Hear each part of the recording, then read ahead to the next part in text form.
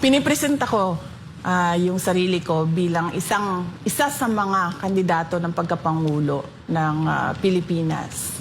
Ang pinanghahawakan ko, yung mga nagawa ko sa Davao City. Noong ako ay mayor ng Davao City. So, ang tanong nila is, bakit kailangan pa kaming maniwala sa'yo?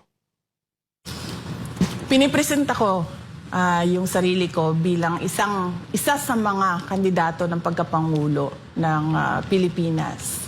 Ang pinanghahawakan ko, yung mga nagawa ko sa Davao City.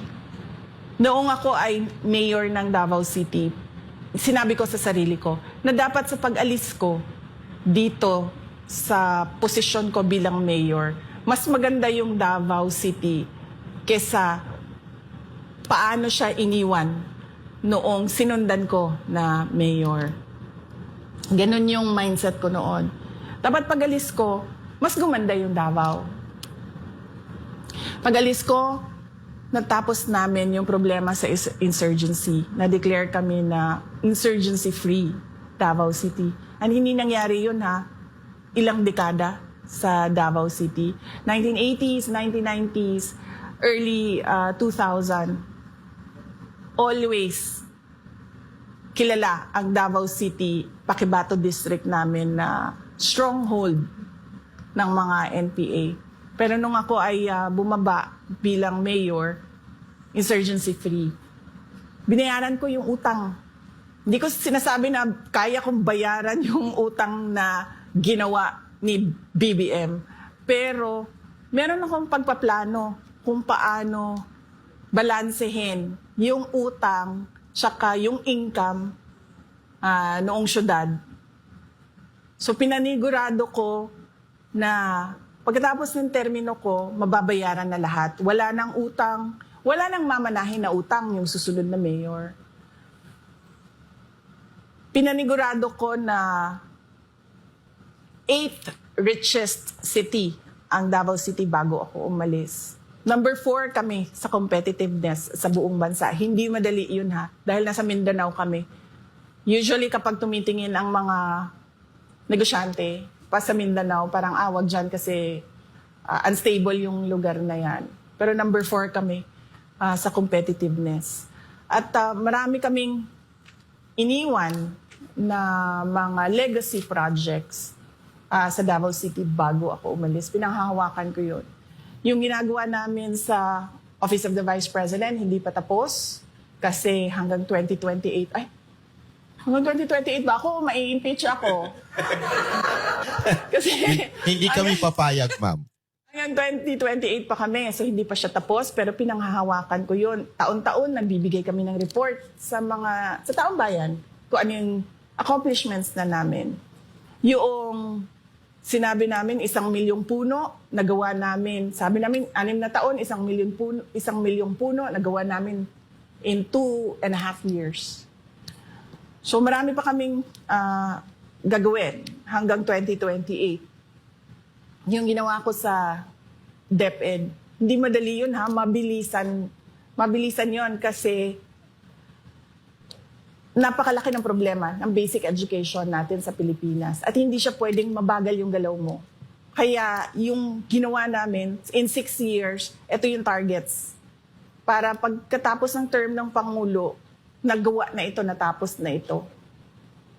So hindi madali yun. Yun yung mga pinanghahawakan ko na pinipresenta ko. Yung kakayahan ko na gawin ang mga mahihirap na bagay, yun yung ipinipresenta ko sa taong bayan. Hindi ako namimilit na sa kanila. Basta ang ginawa ko, isa ako sa nagpapapili bilang Pangulo. Actually, ma'am, nakita nga po namin, galing lang po kami sa Davao, at talagang nakita namin na parang pangit man pakinggan, pero parang Singapore sa ganda ang Davao City ngayon. Sa sobrang dami nyo nga pong nagawa doon, may nangaangkin pa nung bridge nyo dahil wala na siya napagawa. At isa pang dahilan pala kaya galit na galit din ng mga NPA na congressman sa inyo dahil dun sa ginawa niyo insurgent sa pinatanggal niyo talaga lahat totally. Pag kayo po ba naging Pangulo, isa ho ba yan sa plano ninyo, priority ninyo na mawala na talaga sa Pilipinas yung ganyan? Oo, kailangan na natin tapusin. In fact, malapit na yun matapos noong bumaba si dating Pangulong Duterte. Ang kailangan na lang gawin nung sumunod ay ituloy niya yung mga plano kontra insurgency.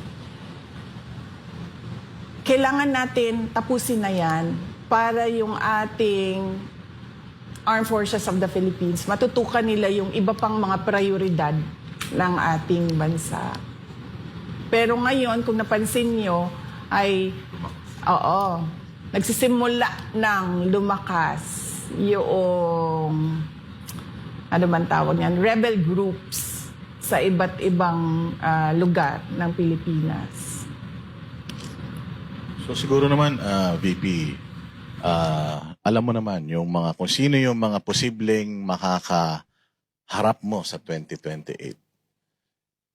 Yung mga nagawa mo sa Davao City, do you think yun yung edge mo para manalo sa 2028? Ang edge ko is yung kakayahan ko na gumawa ng mga mahirap na bagay. Yun yung core ko talaga. Core competency ko. Kasi, unang-una, hindi mo ako madaling matakot eh. Tatay ko nga, si President Duterte, pero hindi na natatakot sa kanya eh. Hindi mo ako madaling mapasunod. Hindi mo ako madala sa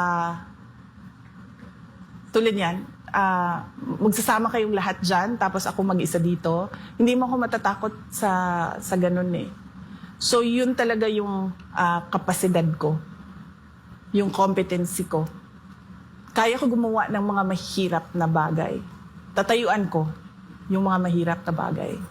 Yung pag-ikot mo sa Pilipinas, you think kaya na ang buong Pilipinas ay maging katulad ng Davao City na disiplinado, involved yung mga tao sa governance? Yung pagbabago ng values ng mga tao, hindi siya magagawa kaagad. Kasi may problema din tayong mga Pilipino sa pag-uugali natin eh. Somehow, through the years, nawala yung values formation sa pagkabata hanggang sa sila ay nagiging adult. So hindi magagawa yon ng isang taon lang. Kailangan natin simulan ulit, turuan ng mga bata na magandang asal.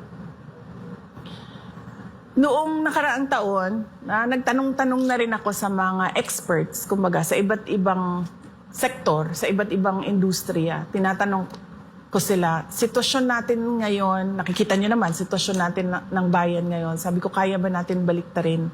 Sabi nila, kaya yan, basta lang matapang yung mag-implement. At pangalawa, yung tightening of the belt ba, magtitipid talaga sa gastos. So yun yung